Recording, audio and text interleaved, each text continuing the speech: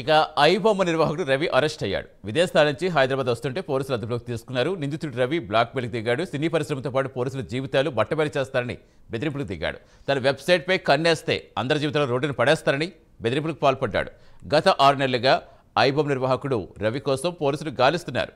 సినీ పరిశ్రమకు 300 కోట్ల వరకు నష్టం చేకూర్చాడు రవి. సినిమా విడుదలైన కొన్ని గంటల్లో హెచ్డీ ప్రింట్ పైరసీ చేసి రిలీజ్ చేస్తున్నాడు.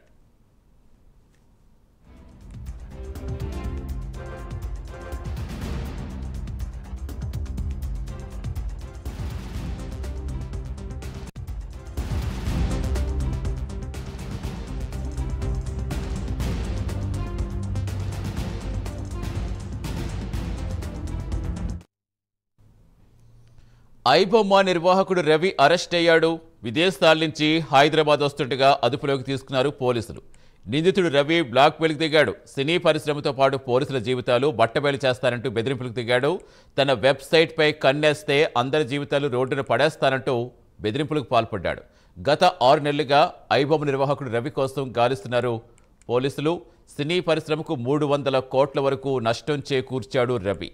సినిమా విడుదలైన కొన్ని గంటల్లోనే హెచ్డీ ప్రింట్ పైరసీ చేసి విడుదల చేస్తున్నాడు.